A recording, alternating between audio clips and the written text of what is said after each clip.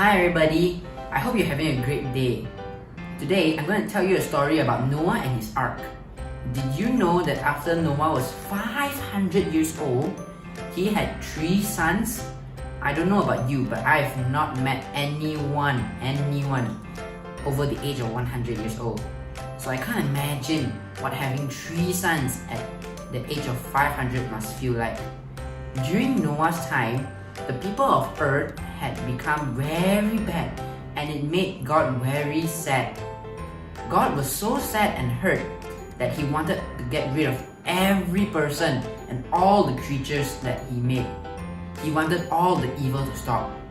But God acknowledged Noah, and as the only righteous man at that time, Noah was the only good guy who walked with God. Unlike everybody else, he chose to do good.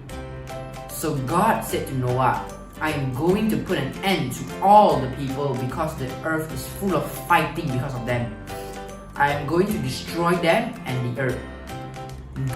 God then gave Noah the instructions on how to make the boat. He told him what kind of wood that was needed and how big should it be. God also said that it should have a door on the side and to make the ark have 3 floors. Next, God told Noah he would make a covenant with him. A covenant is an agreement with a promise. He would save Noah, his wife, his 3 children and their wives.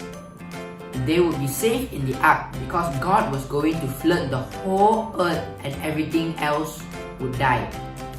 Some people think it took over 100 years to build the ark, and the Bible says that Noah was 600 years old when the flood waters came. Keep in mind that Noah was building a big ark because God told him to. What if your neighbor started building a giant boat on your street? It would sound a little strange, don't you think? Explain to me why you're building a giant orange slice boat ark right where my new house is supposed to go. Isn't it wonderful? God told me it would have to be big. The mess you're making? No, the ark we're building. One morning I was talking with the Lord and he said, Noah, you gotta build an ark, a really big one. So here we are. Daddy, you're the best.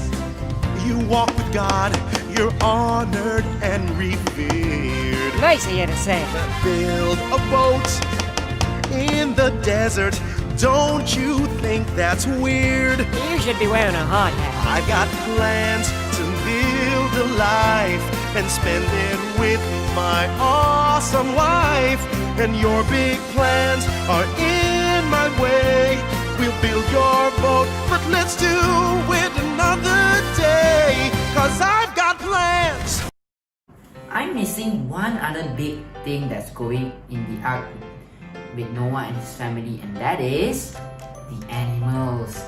2 of all living creatures, male and female, plus 2 of every kind of bird and every creature that walks on earth. Then food for each of them as long as they were on the boat. Yikes, that's a lot of animals and food. I think it would have been a very full, noisy, stinky place to be. But they would all be safe. It's hard to describe how big the ark actually was, but if you think of some of the biggest animals you know, such as the gorillas, the rhinos, the elephants, the giraffes, and make sure you have 2 of each of those, plus all the tiny animals that couldn't be stepped on. They needed a lot of room. Welcome to the ark. Animals and friends, we thank you all for coming to this place. The weather's dry, and it seems like I might be a bit off base.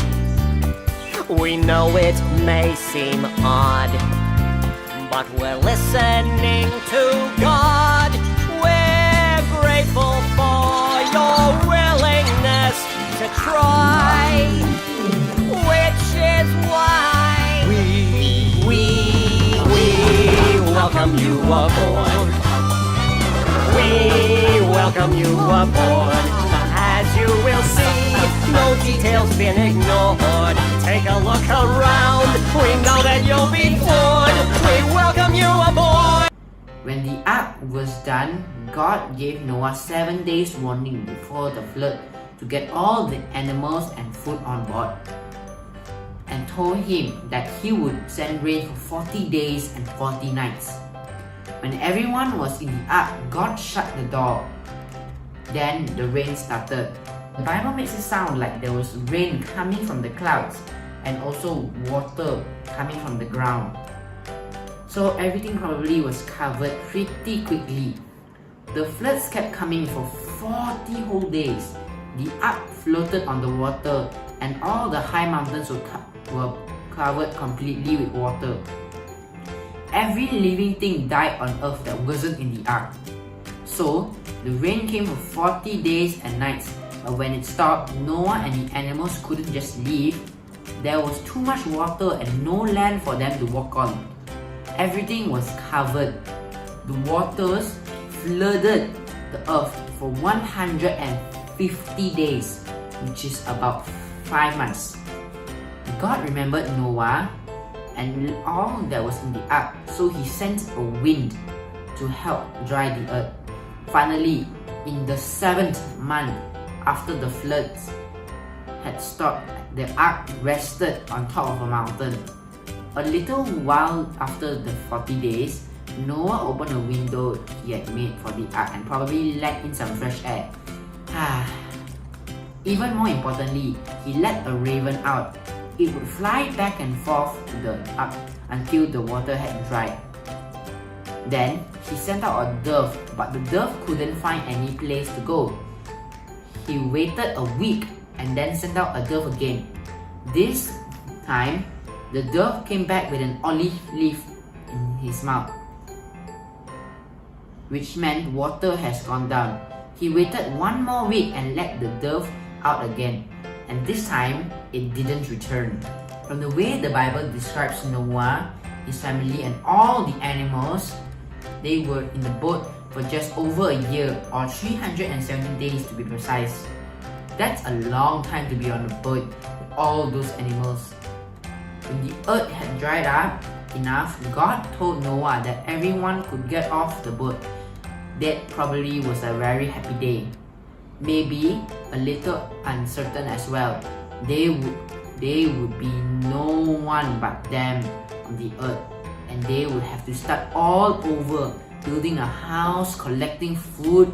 There wasn't a big grocery store waiting for them when they got out of the ark. Then Noah built an altar to thank God for keeping them safe. When God saw what Noah had done, he told Noah that he would never again curse the ground, even if the people became very bad. Then he made his official covenant with Noah and with all the animals. God would never bring a flood to kill all living creatures and destroy the whole earth again. See his promise. He put a rainbow in the sky, and that's to remind us of the promise God made to Noah, the animals, and us today. Whenever you see a rainbow in the sky, say a little prayer and thank God that He loves us and that He keeps His promises. I hope you have enjoyed the story of Noah's Ark. Here's a song that you can learn to sing so that you won't forget the story of God's promise to us, His children.